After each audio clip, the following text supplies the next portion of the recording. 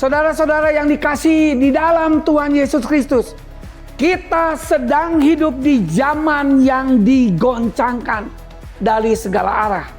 Bangsa-bangsa bergejolak.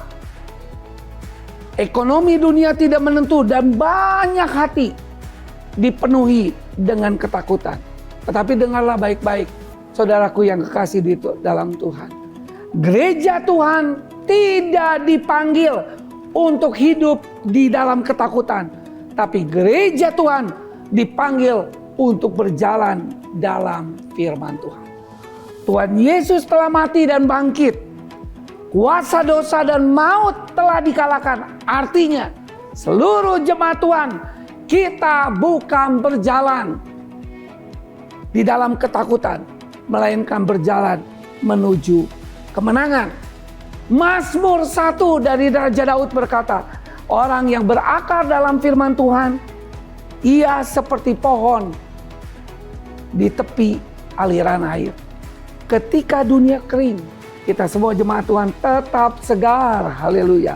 Ketika badai datang, kita tidak takut. Kita tetap berdiri teguh. Ketika musim berubah, kita tetap berbuah. The year of fruitfulness and multiplication. Ketika Roh Kudus sedang memanggil gerejanya kembali kepada dasar yang benar, yaitu firman Allah. Sepanjang bulan April, mari saya mengajak seluruh jemaat dan murid Kristus kembali membangun mezbah pribadi. Disiplin membaca firman setiap hari. Amin, saudaraku. Merenungkan firman Tuhan sampai firman Tuhan itu mengubah hati dan hidup kita semua. Dan yang paling terbaik adalah melakukan firman Tuhan dengan iman dan penuh ketaatan. Yakobus berkata, jangan hanya jadi pendengar firman, tapi yang berbahagia adalah orang yang menjadi pelaku firman Tuhan. Firman Tuhan bukan huruf mati, saudaraku yang kekasih.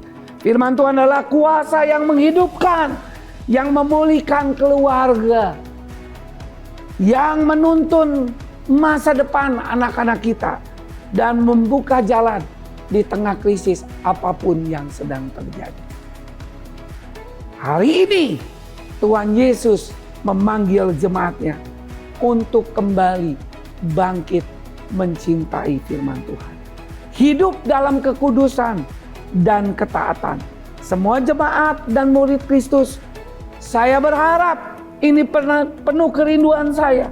Tertanam 100% seluruh jemaat Tuhan di dalam persekutuan yang ada. Kalau ada persekutuan yang belum ada di area saudara, mari kita sama buka persekutuan di area itu. Yang sudah dimuridkan, ayo tidak sampai dimuridkan, ambil tanggung jawab untuk membangun wilayah dan area pelayanan dimanapun engkau ditempatkan. Miliki hati yang menyala untuk menjangkau jiwa-jiwa yang terhilang.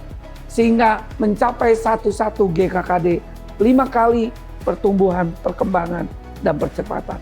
Inilah DNA gereja yang mula-mula. Dalam Kisah Rasul 2 ayat 47, mereka hidup memuliakan Tuhan. Hidup mereka menjadi kesaksian yang menarik dunia. Dan Tuhan sendiri menambahkan jiwa-jiwa yang diselamatkan setiap hari. Dengarlah seluruh jemaat Tuhan dan murid Kristus. Pertumbuhan sejati bukan lahir dari sebuah program, tetapi dari kehidupan yang dipenuhi Roh Kudus dan firman Tuhan. Karena itu gereja Tuhan di zaman ini GKKDBP tidak boleh hanya menjadi gereja yang bertahan. DNA GKKD Bandung Pusat adalah harus bangkit menjadi terang, harus berdampak, harus menuai jiwa untuk Indonesia dan bangsa-bangsa penuh kemuliaan. Mari saya mengajak seluruh jemaat Tuhan dan murid Kristus berjalan dalam firman Tuhan. Mari hidup dalam kuasa Roh Kudus dan kita sambut dan mengalami tuaian besar.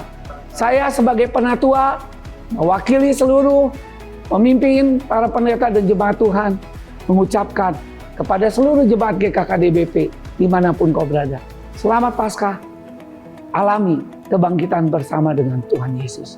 Amin.